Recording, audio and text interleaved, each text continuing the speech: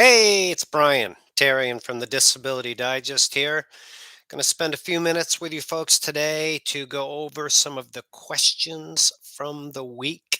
And then as you join or people join and they have any questions about qualifying, getting approved for disability, how to speed up the approval process, how to survive the wait until you get paid, or maybe you're approved. You want to keep your benefits, maximize them. We'll talk about that too. So the objective here is I take some questions that I feel I can kind of dig into a little bit more. We don't have an exact answer for and information so that I can get it out there. That's what's going on. All right. So first one is questions about the continuing disability reviews. Um, Expectations is where I see a lot of questions coming in. Like, what am I what are the odds of getting it? How long will it take? I had my first round. Will I get a reply?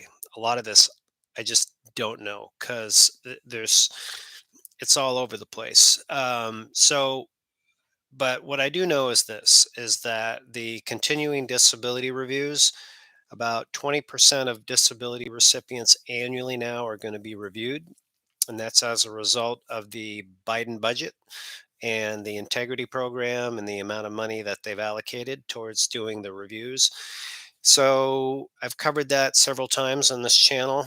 So just a heads up on that. My best advice again is just keep doctoring. Don't earn too much money and make yourself like stand out because it really makes it easy for them to come at you. Um, if you do get a continuing disability review, you might get the short form or the long form first. And then the time from when you fill that out and send it back, that's where I see some questions.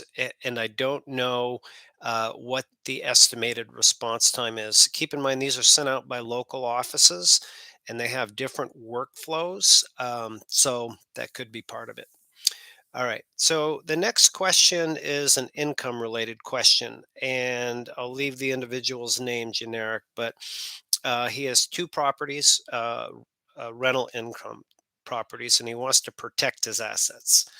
So the question is, should he set these properties up in a corporation like an LLC so that the money that comes from these properties goes into this LLC, and then it's that LLC that is held accountable for the income and not his own personal social security number for tax purposes. And so that he doesn't go over the allowed amount. So, a few things on this. You can certainly do that, but I want to peel it back to what is considered like countable income.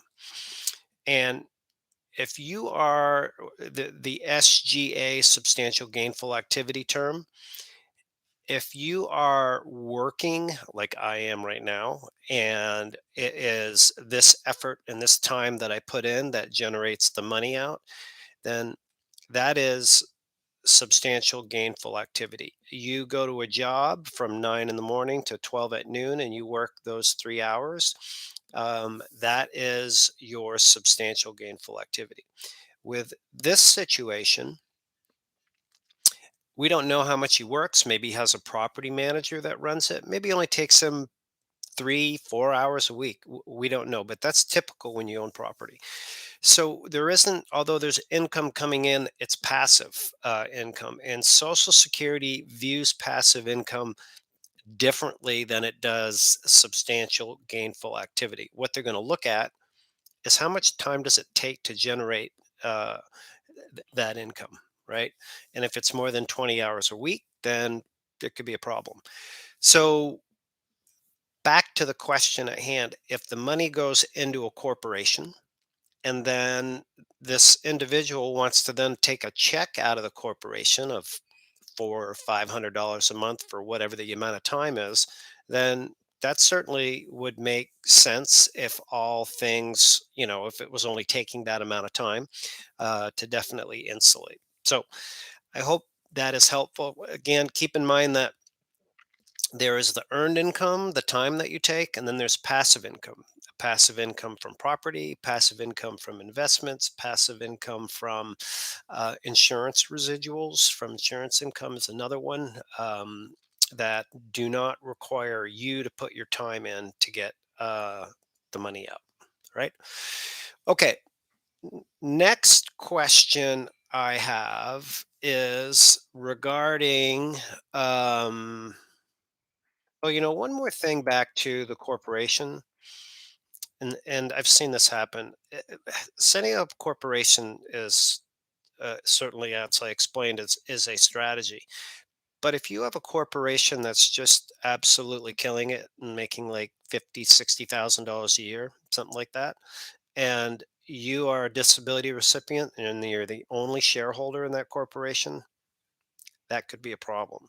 But if you have that corporation and you've got other people that are working in it doing the majority of the work, and then you're taking out your money that's below the SGA, that's totally fine. So um, just don't.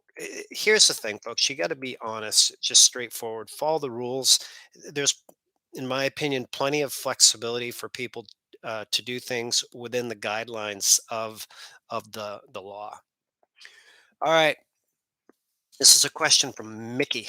Mickey's got a part-time job, works a couple days a week, been doing it for a few years, and his typical monthly earnings are below the allowed amount, which this year right now is $940 a month. If you're a disability recipient, that you can earn that amount of money and keep your benefits, no impact. Next year, 2020, it goes up to $970 a month, right? Um, so he's been under that. However, um, he got a big fat check with a bonus in it that pushed him over it. I don't know what the exact amount was, but it was over the allowed amount. So his question is like, does that trigger a trial work month? Um, does that mean that I have to go into the ticket to work program? All these related questions. Now, I'll confess, I don't know a lot about the ticket to work program because very few people use it. I call it the ticket that doesn't work program.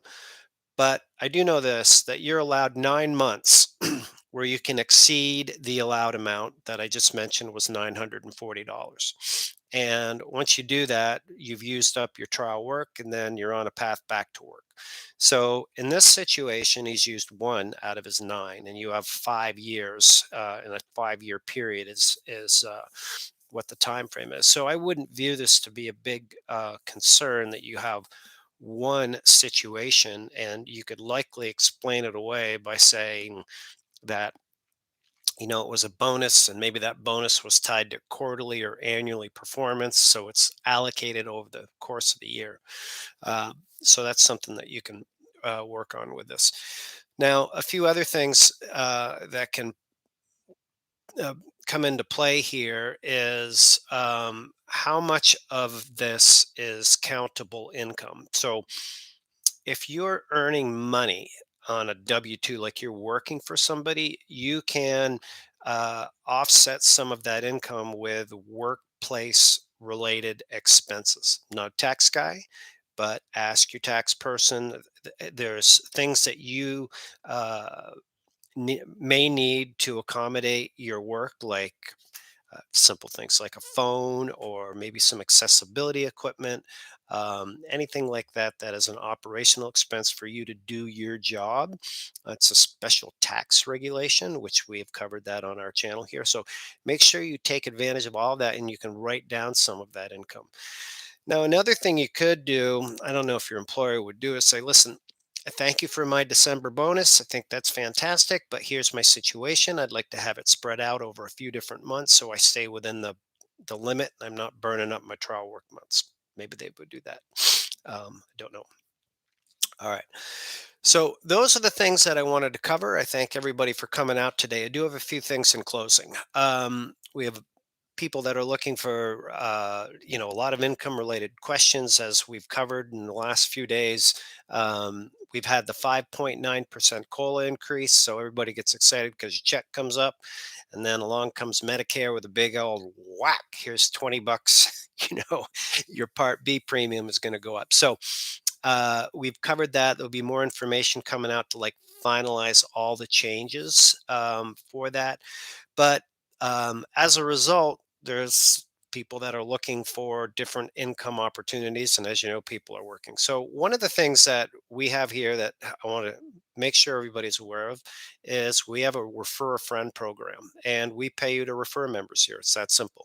So, in this replay, I'll put the link below it where you can come on in and refer somebody. One of the things we do with this process is if you refer somebody, both of your names go in a pool. And we have a drawing which will be coming up in January.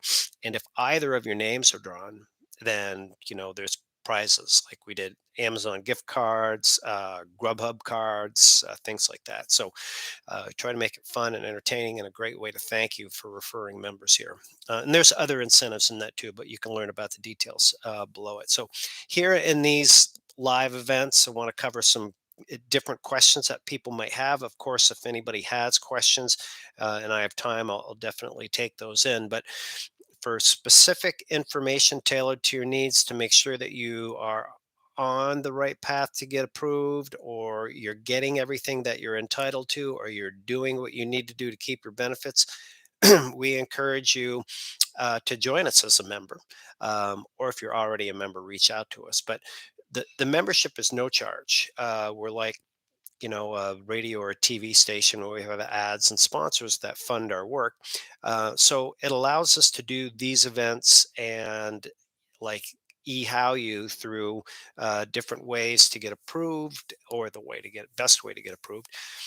Keep your benefits and maximize your benefits. And oftentimes we can even get on the phone with you and talk to you and help you understand like the resources that we have that are available to you. So encourage you to join us. Come on out. So listen, we won't be here next week live because we've got a big holiday coming up. So I hope everybody is going to have a great, safe holiday. But we do look forward to being back here in 2 weeks, ideally. So for our next live, make it a great day. It's been Brian from the Disability Digest. Thanks again.